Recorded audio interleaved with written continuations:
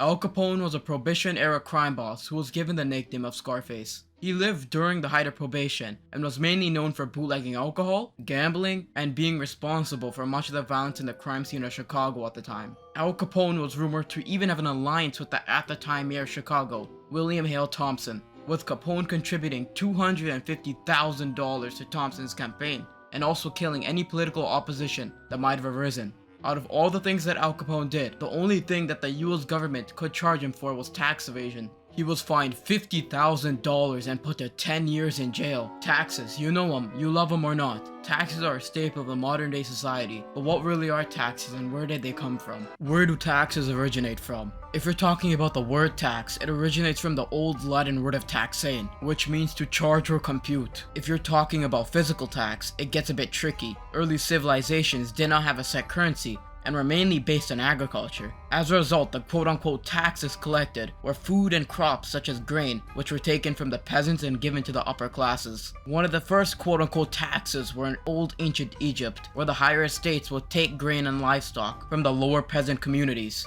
The taxes were collected twice each year in a biannual census system, with the king and his ministers traveling across the country to gather any due taxes. Egypt was split into two areas called Upper and Lower Egypt, and each area was split into provinces called nomes. Each province was administered by a nomarch, who was a type of provisional governor. The king did not trust the nomarchs to report taxes accurately. To compensate, the king would visit each district personally to assess and collect the district's taxes.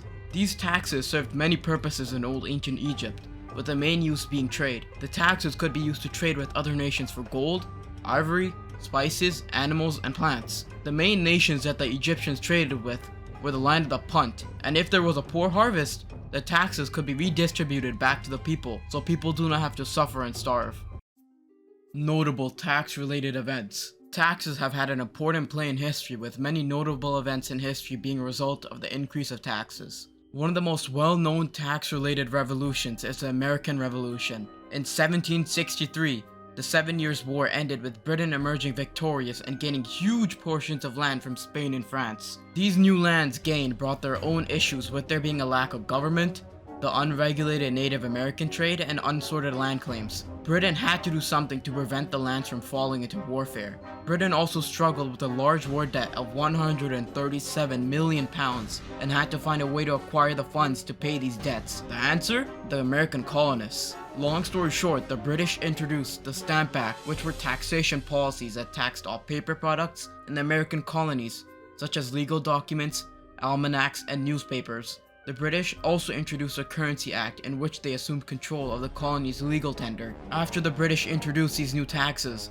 there was an economic slump in America that threatened people from farmers to shopkeepers. Many businesses filed for bankruptcy due to the economic slump. Many American victims of the collapse blamed the English government for instating this economic collapse. After all of this, the Townshends Act were amended, which taxed imports consisting of glass, paint, paper, and tea. These tax-related reasons, along with the Boston Massacre and many other reasons, eventually led to the American Revolution, where the United States declared its independence from Great Britain. Another notable tax-related revolution is the French Revolution. Before the revolution, France was ruled by a king whose lineage was destined to rule their subjects by God's will. The king had the power to appoint ministers, diplomats, and officials, and also had the power to declare war and peace in the country. One of the oldest, most hated taxes in France was the taille. The taille was used in the Middle Ages, but became revitalized during the 15th century during the 100 Years' War to pay for the French military. It was later overturned to become an exclusive source of income for the royalty, with the taxation rate increasing. The value of the property and the income an individual possessed was the main factor for determining the amount of taille tax owed. The taille tax was very inconsistent, and it was very easy for people who were in the clergy, inside the cities, or in the military to evade the tax, which led the burden of the tax to go to the rural peasants. Another tax was a gabelle tax, which was a tax of the consumption of salt, which was a huge commodity in France. The gabelle tax was distributed unevenly, with people from one area paying more or less than people from another area. These reasons, along with the French being bankrupt from funding the American Revolution and the corrupt royalty, eventually led to the French Revolution. Present and future taxes. Global warming has been an issue of discussion recently, and scientific evidence has shown that carbon dioxide emissions contribute to global warming. A possible solution to decrease carbon dioxide pollution is a new proposed tax being implemented around the world called the carbon tax.